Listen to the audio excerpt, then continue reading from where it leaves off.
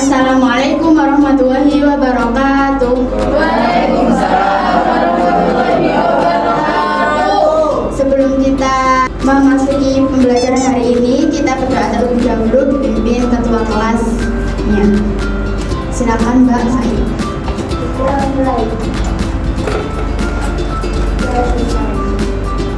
Baik, Bu Guru absen terlebih dahulu ya anak-anak. Ya, Bu. Mbak Viva, Mbak Eka, masuk semua ya anak-anak hari ini. Baik, sebelumnya kita ice breaking terlebih dahulu ya. Berdiri, gerak. Tepuk interaksi. Sapa, tolong, kerjasama, berbagi. Yes. Boleh duduk. Hari ini kita belajar tentang bentuk-bentuk interaksi sosial ya anak-anak. Baik, Bu. Siapa yang tadi pagi membantu orang tuanya di rumah? Saya, Bu. Jangan tidur di rumah, Bu. Saya. Di sini kita akan mempelajari tentang bentuk-bentuk interaksi sosial di rumah. Yang pertama ada kerjasama. Kerjasama dalam interaksi sosial di rumah adalah kegiatan yang dilakukan bersama-sama oleh anggota keluarga untuk mencapai tujuan yang sama. Contohnya apa saja anak-anak? Membersihkan rumah bersama. Dan apa lagi? Membantu adik mengerjakan tugas. Ya, selanjutnya ada tolong menolong. Tolong menolong dalam interaksi sosial di rumah adalah kegiatan saling membantu antara anggota keluarga untuk menyelesaikan pekerjaan atau kebutuhan bersama. Contohnya apa saja, Nana? Memberi bunga dan rumah. Terus apa lagi? Mencuci piring setelah makan, Bu. Ya, boleh juga. Selanjutnya bentuk-bentuk interaksi di sekolah. Hampir sama yang di rumah tadi. Yang pertama ada kerjasama. Kerjasama dalam bentuk interaksi sosial di sekolah adalah kegiatan bekerjasama antara siswa, guru, atau seluruh warga sekolah untuk mencapai tujuan yang sama. Contohnya apa saja, anak-anak? Biasanya. Iya. Kelas, Bu. Iya, boleh juga. Selanjutnya ada komunikasi. Komunikasi dalam bentuk interaksi di sekolah adalah kegiatan yang menyampaikan pesan, informasi, atau pendapat antara warga sekolah seperti siswa, guru, dan staf agar terjadi pemahaman dan hubungan yang baik. Contohnya apa saja, anak-anak? Bertanya. Siswa bertanya, Bu. Ya, terus apa lagi? Guru ngajar. Ya, boleh. Upacara bendera, Bu. Ya. Setelah ini Bu Guru akan membagikan LKPD untuk dikerjakan secara mandiri.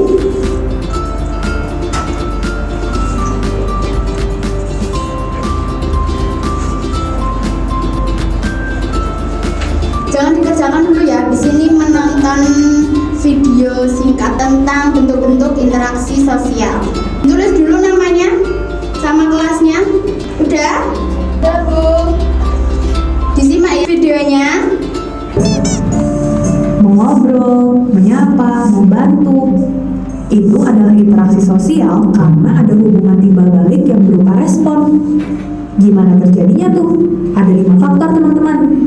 Imitasi, identifikasi, sugesti, simpati, dan empati.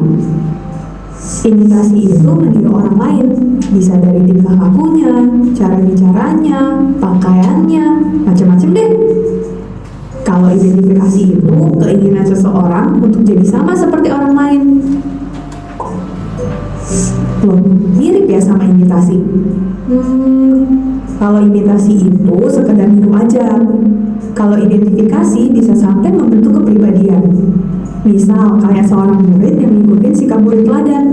Sikap yang awalnya cuma ditiru, lama-lama jadi kebiasaan yang baik buat murid itu. Selanjutnya sugesti, yaitu pengaruh yang bisa menggerakkan hati orang lain. Misal kata-kata semangat dari guru yang menghibur, atau nasihat orang tua yang jadi semangat buat kita. Terus ada simpati dan empati. Namanya mirip ya. Simpati itu kepedulian kita terhadap orang lain. Waktu bersimpati, kita ngerasain apa yang dirasakan orang lain. Nah, kalau simpatinya sangat dalam sampai mempengaruhi kondisi fisik dan jiwa, namanya empati. Selain 5 faktor tadi, interaksi sosial punya 2 syarat. Kontak sosial dan komunikasi. Tanpa keduanya, interaksi sosial nggak akan terjadi. Pas masa pandemi, kita kan dilarang kontak fisik tuh. Tapi untungnya kontak sosial tetap bisa terjadi. Karena kontak sosial nggak cuma kontak fisik aja. Misalnya, nyapa atau manggil teman. Bisa dengan say hi langsung, kirim stiker via chat, atau mention di media sosial. Bisa terjadi antar individu dan kelompok, dan juga kelompok dengan kelompok. Tanpa kontak, nggak akan ada interaksi. Mau ngobrol aja, mesti ada yang nyapa dulu. Kalau nggak disapa, ya nggak bikin jadi ngobrol kan? Makanya harus ada kontak biar komunikasi bisa terjadi. Kalau kontak poinnya reaksi, komunikasi unsur pentingnya pesan. Ada pesan yang disampaikan dari satu pihak ke pihak lain. Selain pesan, ada unsur komunikator yang nyampein pesan, komunikan yang menerima pesan, media yang dipakai buat komunikasi, dan efek yang terjadi setelah berkomunikasi. Karena ada 5 unsur ini, terjadilah komunikasi. Sudah selesai ya anak-anak untuk videonya. Sekarang boleh diisi untuk LKPD-nya. Ada yang belum mengerti gimana? Udah selesai semua anak-anak? Sudah, Bu. Silakan dibuka sama teman sampingnya. Sekarang membandingkan dan mendiskusikan kesamaan atau perbedaan jawaban kalian. Setelah itu nanti dipresentasikan ke depan. Nanti mana yang beda, mana yang sama, nanti dibaca aja.